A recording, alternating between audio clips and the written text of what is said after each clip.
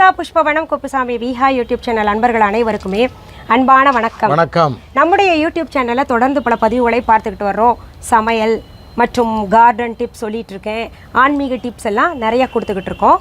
இன்னைக்கு மொட்டை மாடி தோட்டத்தில் நிற்கிறோம்னா நிறைய பேர் இந்த புதினா எங்களுக்கு ஆரோக்கியமாக வளர மாட்டேங்குதுங்க. என்னென்னவோ செஞ்சு பார்க்குறோம், ரொம்ப சின்ன சின்ன இலைகளாக வருது, அதை எப்படி வளர்க்கணும், அது கொஞ்சம் செய்முறை விளக்கம் செய்து காமிங்க அப்படின்னு கேட்குறாங்க. அதனால் இன்றைய பதிவில் புதினாவை எப்படி ஆரோக்கியமாக வளர்க்கணும், நல்ல அடர்த்தியாக சீக்கிரமாக வளர்ப்பது எப்படி அப்படின்றத பற்றி பார்க்க போகிறோம்.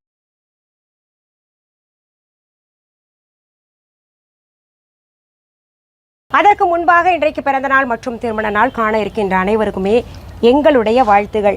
உங்களுடைய வாழ்க்கையில் நீங்கள் அனைத்து நலங்களும் வளங்களும் கிடைக்கப்பெற்று நீடூழி வாழணும்னு நான் இறைவன்கிட்ட பிரார்த்திக்கிறேன். இந்த காணொலியை காண்கின்ற அனைவருக்குமே இந்த நாள் இனிய நாளாக அமையட்டும். இந்த கார்டன் சம்பந்தப்பட்ட விஷயத்துல எல்லாம் பார்த்தீங்கன்னா, ஒரு போட்டு வச்ச கார்டனை நல்லா ரசிப்பேன். பூ இருந்துச்சுன்னா பறித்து சாமிக்கும் வைப்பேன், நானும் வச்சுப்பேன். எனக்கு இப்போ கற்றுக்கிட்டு நிறைய விஷயங்கள் கார்டன் இவர்கிட்ட தான் கற்றுக்கிட்டேன். ஏன்னா இவர் விவசாய குடும்பத்திலேருந்து வந்தவர்ன்ற காரணத்தினால அவருக்கு என்னை காட்டிலும் அதிகமான விஷயங்கள் தெரியும். நானே கேட்பேன், ஏன் வாடிருச்சுன்னா இதுக்கு என்ன பண்ணுறது அப்படின்னு. அப்போது அவர் சொல்லுவார், கரெக்டாக செடியை பார்த்து நிறையா பூக்கணும் காய்க்கணுங்கிறதுக்காக நிறையா மருந்து போட்டியா அப்படின்னு எல்லாம் கேட்பாரு. அந்த மாதிரி விஷயங்கள் இவர்கிட்ட தெரிஞ்சுட்டு இப்போ கார்டனிங் எனக்கும் தெரிஞ்சிருந்தா கூட இன்னும் நல்லா சிறப்பாக செய்யக்கூடியவர்ன்ற காரணத்தினால கார்டனிங் டிப்ஸ் எல்லாம் இவரை வச்சு தான் நான் உங்களுக்கு செஞ்சுட்ருக்கேன். சரி, இப்போது நம்ம புதினா சீக்கிரமாக அடர்த்தியாக ஆரோக்கியமாக பூச்சி மருந்து தெளிக்காமல் வளர்ப்பது எப்படின்றது நம்ம இப்ப செய்முறை விளக்கமே செஞ்சு காமிச்சிடலாம். இப்ப இது சொல்லுங்க, என்ன வச்சு தொட்டி எங்கேயும் கிடைக்கும், ஆன்லைன்ல கூட கிடைக்குது, வாங்கிக்கலாம். நீங்க வாங்கிட்டு புதினாவுக்கு ரொம்ப ஆழம் தேவையில்லை, அரை அடி. நமக்கு டெப்த் வேண்டாங்க புதினாக்கு. ஏன்னா அந்த தண்டு இருக்கு இல்லையா, அது நம்ம நட்டு வைக்கணும். அதுக்கு கொஞ்சம் ஆழம் இருந்தாலே போதும். அதனால டெப்த் இல்லாத வீட்டு வராண்டால வைக்கலாம். ஆமா, இதுக்கு இன்னொன்னு சொல்லிடுறேங்க. இப்போ பொதுவாகவே பார்த்தீங்கன்னா ஃப்ளாட் சிஸ்டமில் வாழ்ந்துகிட்டு இருக்கிற காரணத்தினால எல்லா ஃப்ளாட்ஸ் அவங்களுடைய ஒத்துழைப்பு இருந்தால் தான் ஒரு செடி வைக்க முடியும். நீங்கள் இந்த புதினா எல்லாம் வைக்கணும்னா அவங்களுக்கு வராண்டாவே போதுங்க. கொஞ்சம் நேரம் கொண்டு போயிட்டு வெயிலில் வச்சுட்டு வந்து, அதுவும் பார்த்தீங்கன்னா எத்தனை நாளுக்கு ஒரு தடவை வைக்கலாம்? ஒரு 2 மணி நேரம் வெயில் இருந்தால் கூட போதும். ஆமாம், 1 மணி நேரம் கொண்டு போய் வெயிலில் வச்சுட்டு நீங்கள் கீழே வீட்லேயே வச்சு வளர்க்கலாம். அதனால் இது வளர்க்கறதுக்கு எங்களுக்கு இடம் இல்லையே, பூமி இல்லையே, மண் இல்லையே, இல்லை ஃப்ளாட் வைக்கிறதுக்கு இடம் இல்லைனா கூட 2 பக்கம் கட்டி தொங்க விடலாம். இல்ல, நான் இப்ப சொல்றது இடத்துக்காக. அந்த மாதிரி இல்லையே அப்படின்னு எல்லாம் யாரும் வருத்தப்படாதீங்க. வீட்டு வராண்டால சன்லைட் படும், அதுவே போதுமானது. இல்லைன்னா கொண்டு போய் 1 மணி நேரம் வச்சுட்டு கொண்டு வந்து வீட்டுக்குள்ள வளர்க்கலாம். சரி, இப்போ முழு வெயில் இருக்கணுங்கிற அவசியம் இல்லை, அரை வெயில் இருந்தா கூட போதும், பாதி வெயில் பட்டா கூட போதும், நல்லா வளர்ந்துரும். இப்போ நீங்க நினைக்கலாம், இந்த மாதிரி தொட்டி வாங்கி தான் வளர்க்கணுமா, அதெல்லாம் வாங்குறதுக்கு எங்க வீட்டுக்காரர் ஒத்துக்க மாட்டாரு அப்படின்லாம் நினைச்சீங்கன்னா, வீட்டுல உங்ககிட்ட என்ன இருக்கப்போ இப்போ பார்த்தீங்கன்னா ஸ்டைலாக பாட்டில் எல்லாம் இருக்கு இல்லையா, தண்ணி குடிக்கிற பாட்டில், அதையே 2ஆக நறுக்கிட்டு அதுலேயே மண்ணை நிரப்பிட்டு புதினாவை வளர்க்கலாம். அந்த டெப்த் இருந்தால் போதும். அதனால் உங்களுக்கு சொல்கிறேன், நீங்கள் என்ன இருக்கோ அதில் வச்சு வளர்த்துக்கோங்க. எது இருந்தாலும் தண்ணி அதில் தங்கக்கூடாது. ஆமாம், தண்ணி ஓடிடணும் தொட்டியில். அது பாட்டிலாக இருக்கட்டும் இல்லை எதுவாக இருக்கட்டும், இருந்தால் தண்ணி தங்குனா செடி அழுகி போகும். தண்ணி ஓடிடணும். அதுக்கான டெக்னிக் தான் நான் இப்போ உங்களுக்கு சொல்லித்தர போகிறேன். எப்படி தண்ணி தொட்டியில் தங்காமல் வெளியேறும், அது அதன் மூலமாக தான் மூச்சு விடும், அந்த ஓட்டை மூலமாக. அதாவது பாருங்கள், இப்போ 6 ஓட்டை போட்டிருக்கேன், சின்ன சின்ன ஓட்டை போதும். இந்த 6 ஓட்டை மேலே ஆற்று மணல் போடணும். அப்படியே டைரெக்டாக போடக்கூடாது. இப்போ செய்முறை விளக்கமே பார்த்துடலாம். ஓடு வச்சு போடணும். இது 2 ஹோல் இருக்கு இல்லையா, இப்படி சென்டரில் இதை வச்சுட்டு பாருங்க, இதை அது மேலே இப்படி இங்கே பாருங்கள், இந்த 2 ஓட்டைக்கு நடுவில் இந்த ஓடு துண்டு வச்சுட்டு இதுக்கு மேலே இப்படி வச்சுருக்காங்க. மோட்டையை மட்டும் மறைச்சிட்டு ஓட்டைக்குள்ளே படக்கூடாது. அதே மாதிரி இங்கே இதை பண்ணிட்டா இதுக்குள்ளே மணல் தான் போகும், தவிர முழுசாக போகாது, கொஞ்சம் கொஞ்சமாக போகும். அதே போல் இங்கே நடுவில் வச்சாச்சு இல்லையா, போய் இதை இந்த பக்கம் இப்படி மறைச்சிருங்க, இதை இந்த பக்கம் மறைச்சிருங்க. அப்புறம் இதை இங்கே நடுவில் வச்சாச்சு இல்லையா, வச்சுன்னா இதை இந்த பக்கம் மறைச்சிருங்க. இங்கே இருக்குது இது இருக்குது, இதை இப்படி வச்சுருங்க, அவ்வளோதான். இது மேலே ஆற்று மணல் போடும். இங்கே ஒரு கை, இங்கே ஒரு கை, இங்கே ஒரு கை போதும். 1, இன்னொரு கை போதும், 2, ஒவ்வொரு இடத்துலையும் 2 கை, 2 கை போட்டாச்சா. இப்போ இங்கே கேப் இருக்குது, இதில் ஒரு கை போடும். 1, 2, ஆமாம், எவ்வளவு. அதாவது அந்த இடத்துல 2 கை போட்டுங்க. மற்றதெல்லாம் பார்த்தீங்கன்னா ஒவ்வொரு லேயர் போட்டு அந்த லேயர்ஸை மறைச்சாச்சு, அடிமட்டத்தை மறைக்கணும். அடிமட்டத்தை மறைச்சிடணும். அப்போ தான் இது வழியாக நீர் போய் வரும். இப்போ இது மேலே உரத்தை போடணும்.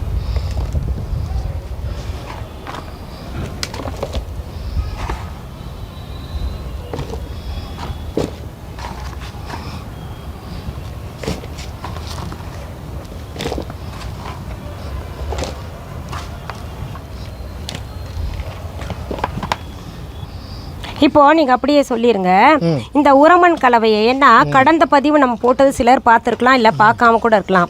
அது அந்த கீரை எப்படி நம்ம விதை போடுறதுன்றது வந்து சொல்லியிருந்தோம் இல்லையா, அது பார்க்காதவங்க கூட தெரிஞ்சுப்பாங்க. இதில் என்னென்ன மண் கலவை இருக்கு. அப்புறம் நீங்கள் செய்யக்கூடாத ஒன்று, கையால் அழுத்தக்கூடாது. இதை வந்து இப்படி அழுத்தக்கூடாது. அழுத்துனீங்கன்னா தண்ணி கீழே போகாது. அழுத்தக்கூடாது, அப்படியே விட்டுறணும். இது கலவை, மண் கலவையை அழுத்தக்கூடாது. இல்லை என்ன மண் கலந்துருக்கு? இது வந்து எருமச்சாணம், செம்மண், மணல் 3 கலந்த மண் கலவை அப்படியே கிடைக்குது. கலவை. ஆமாம். இப்போ வச்சாச்சு இல்லையா, இதில் வந்து உடனே தண்ணியை ஊற்றிடக்கூடாது. செடியை வச்சதுக்கு அப்புறம் தான் தண்ணி ஊற்றணும். அழுத்தக்கூடாது. இது மேலே உடனே தண்ணியை ஊற்றிடக்கூடாது. இது ரெண்டும் பார்த்துக்கணும் நீங்கள். இப்போ இதுதான் புதினா கடையிலேருந்து நம்ம வாங்கினது. நல்ல தண்டு கொஞ்சம் அடர்த்தியாக கனமாக இருக்கிற தண்டு. இல்லைன்னா கூட வளர்ந்துரும், ஒன்றும் பிரச்சனை. இப்போ நான் பாருங்களேன், நான் முழுசாகவே எடுத்துருவேன். இவர் கொஞ்சம் கொஞ்சம் விடுறாரு. ஆனால் முழுசாக இலை எடுத்து தான் நான் கொண்டாந்து எப்போவுமே வைப்பேன். நுனியை கிள்ளிடணும் இந்த இடம். அடியில் வந்து கத்திரிக்கோளால் கட் பண்ணிக்கணும். உங்களுக்கு சீக்கிரம் வளர்கிறதுக்கான டெக்னிக்ஸ் அவர் சொல்கிறாரு. நுனியை கிள்ளிடணும், கீழே வந்து வெட்டிக்கணும் அப்படின்றதெல்லாம். இது வந்து அடியில் இப்படி இருக்கு இல்லையா, இதை வந்து இப்படி கட் பண்ணிக்கணும். அதே போல் அதையும் இவ்வளோ கேப் இருக்கு இல்லையா, இந்த கணுவுக்கு பக்கத்தில் கட் பண்ணணும். சரி. இப்போ இது வந்து ஏற்கனவே நாங்கள் ஆஞ்சு வச்சுருக்கோம். ஆமாம். ஒன்றுக்கு ரெண்டாக சும்மா சீக்கிரத்தில் ஆஞ்சது. கணுக்கு பக்கத்திலே கட் பண்ணிக்கணும். இந்த வேர் இருக்குது, வேர் இருந்தால் வேறு பக்கத்திலே இப்படி கட் பண்ணிக்கணும். அதாவது வேர் இருக்கக்கூடாதுன்றீங்க? வேர் இருக்கணும். வேர் இருந்தால் நல்லது. ரொம்ப லென்த் இருக்கக்கூடாது. இது கேப் இருக்குல்ல, இங்கே கட் பண்ணால் இவ்வளோ லென்த்தில் அழிவிடும். கணுவுக்கு பக்கத்தில் கட் பண்ணணும். Okay okay. அதுதான் டிப்ஸுங்க. ஆமாம், அதுதான் டிப்ஸு. நான் அதெல்லாம் பார்க்காமே வந்து வச்சிருக்கேன், நல்லாவே முளைச்சி. இப்போ இந்த கணு இவ்வளோ இருக்குது, அங்கே பக்கத்தில் வா. இந்த கணு இவ்வளோ நீளம் இருக்கு இல்லையா, இப்போ நீங்கள் இங்கே கட் பண்ணால் இங்கே வேறு இறங்காது. இந்த கணுவில் தான் வேறு இறங்கும். அப்போ கணுவுக்கு பக்கத்தில் கட் பண்ணால் படார்னு வேறு இறங்கும். இங்கே கட் பண்ணிட்டீங்கன்னா இது அழிவு வந்து லேட் ஆகி அதுக்கப்புறம் தான் இங்கே கை. அப்போ நடும்போது இந்த கணு மேலே இருக்கும், இது மட்டும் தான் அந்த மண்ணுக்குள்ளே இருக்கும், வேறு இறங்காது, செத்துக்கும். அதாவதுங்க கணுவுக்கு பக்கத்தில் தான் வேர் விடும். ஆமாம், அந்த கணுவில் தான் வேர் விடும். அதான் இங்கே தான் வேர் விடும். அதை விட்டுட்டு நம்ம இவ்வளோ இடத்த கொண்டாந்து மறுபடியும் விட்டோம்னா அது அழுகி போயிடும் சொல்கிறேன். ஆனால் வேர் விடுறதுக்கான இடம் இல்லை, வாய்ப்பே இல்லை. அதனால இதுக்கு பக்கத்தில் இப்போ இது இருக்கு இல்லையா, இது கணு. இப்போ நடலாம், இதில் வந்து வேறு விடும். இது பக்கத்தில் கட் பண்ணிடு. அப்படித்தான். சரி, இப்போ வைக்கலாமா? ஆமாம். 1 இன்ச்சு ஆனால் பாருங்க, 1 இன்ச்சு பாருங்க, அவ்வளோதான். 1 இன்ச்சு உள்ள மண்ணுக்குள்ளே போனால் போதும். இதோ இவ்வளவு இது இருக்கு இல்லையா, இவ்வளவு, அவ்வளோதான். இப்போ பாருங்க, ஒரு இலையும் இல்லாமல் வெறும் காம்பு வச்சுருக்கோம். இதுவும் நல்ல க்ரோத் இருக்கும், நல்லா அடர்த்தியாக வளரும். இது பாதி பாதியாக கிள்ளி வச்சுருக்காரு சாரு, அதுவும் நல்லா வளரும். உங்களுக்கு ஒவ்வொரு தடவையும் வளர்ச்சி எப்படி இருக்கும்னு நான் காமிக்கிறேன். இது வந்து ஒரு கட்டு புதினா வாங்கி வச்சுருக்கோம். இப்போது பாருங்கள், தண்ணி லேசாக ஊற்றணும், கொஞ்சம் கொஞ்சமாக ஊற்றி அந்த மண்ணெல்லாம் நல்லா நனையணும்.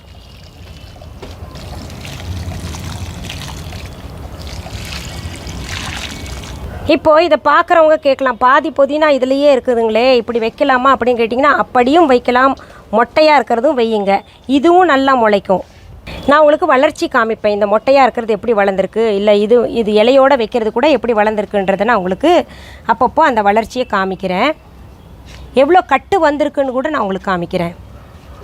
இப்போ நீங்கள் புதினா செடி எப்படி வைக்கணும், அந்த காம்பை எப்படி நம்ம மண்ணில் வைக்கணும், எவ்வளவு ஆழம் வைக்கணும் அப்படின்றது பார்த்தோம் இல்லையா.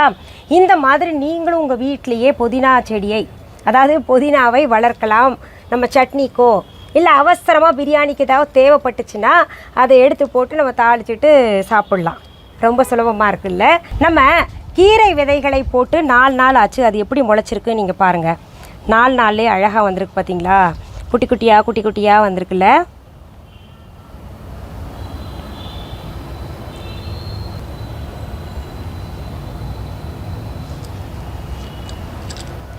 இது போல் புதினாவின் வளர்ச்சியும் எப்படி இருக்குன்னு நான் உங்களுக்கு அடுத்தடுத்த பதிவுகள் அதாவது கார்டன் டிப்ஸ் கொடுக்கும்பொழுது காமிக்கிறேன்.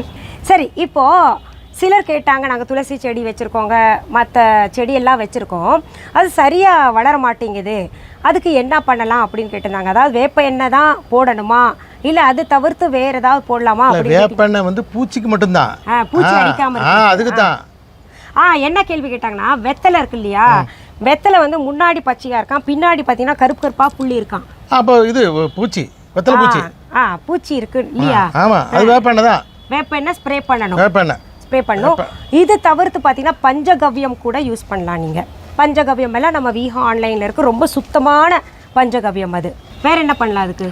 அதாவது சோப்பு தண்ணி, கொஞ்சோண்டு சோப்பு, வேப்பெண்ணெய் எல்லாம் தண்ணியில் போட்டு கரைச்சி ஸ்ப்ரே பண்ணணும். ஆமாம், நான் என்ன பண்ணுறேன், உங்களுக்கு வெத்தலை எப்படி நம்ம வளர்க்கணும் அப்படின்ற தனிப்பதிவாக தர்றேன். அதில் நிறைய டிப்ஸ். வெத்தலை வந்து சாதாரணமாக வளராதுங்க, அது வந்து எவ்வளவு ஆழம் வைக்கணும் அது ஒன்று இருக்குது, அதை எப்படி பராமரிக்கணுன்றது இருக்கு இல்லையா, கொஞ்சம் ப்ராசஸ், அது நல்லா பார்த்து தான் செய்யணும். அது தனிப்பதிவாக தர்றேன். சரி, இப்போ நம்ம இந்த புதினாவை எப்படி வச்சு வளர்க்கணுன்ற ஒரு பதிவு பார்த்தோம் இல்லையா, இது உங்களுக்கு பயனுள்ளதாக இருக்கும்னு நினைக்கிறேன். இது உங்களுடைய ஃப்ரெண்ட்ஸ் ரிலேட்டிவ்ஸ்க்கெல்லாம் ஷேர் பண்ணுங்கள். சப்ஸ்கிரைப் பண்ணாதவங்க உடனே சப்ஸ்கிரைப் பண்ணிக்கோங்க.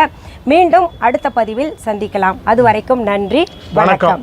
அன்பான வாடிக்கையாளர்களே, உங்கள் விஹா ஸ்டோரில் பூஜை பொருட்கள், சிலைகள், ராசிக்கற்கள், வாஸ்து பொருட்கள், விதைகள், பாரம்பரிய அரிசி வகைகள், சிறுதானியங்கள், ஆர்கானிக் பொருட்கள், மூலிகை எண்ணெய், மளிகை பொருட்கள், மரச்செக்கு எண்ணெய், மரப்பொருட்கள், வெள்ளி ஆபரணங்கள், கிஃப்ட் ஆர்டிகல்ஸ், காட்டன் மற்றும் பட்டு புடவைகள், காட்டன் சுடிதார்கள், பட்டு பாவாடை, குழந்தைகளுக்கான விளையாட்டு பொருட்கள், ஹை குவாலிட்டி இமிடேஷன் நகைகள், வீட்டு உபயோக பொருட்கள், ஜூட் பேக்ஸ், ஹேண்ட்மேட் சோப்ஸ், அழகு சாதன பொருட்கள், சிறுதானிய பிஸ்கெட்டுகள், ஹோம் அப்ளையன்சஸ், இன்னும் பற்பல பொருட்கள் விற்பனைக்குள்ளது.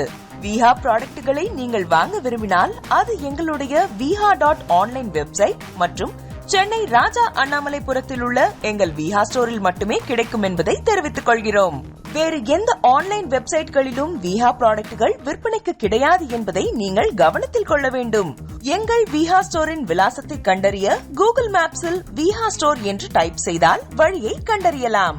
www.viha.online வெப்சைட்டிலும் விஹா ஸ்டோரின் அட்ரஸ் உள்ளது.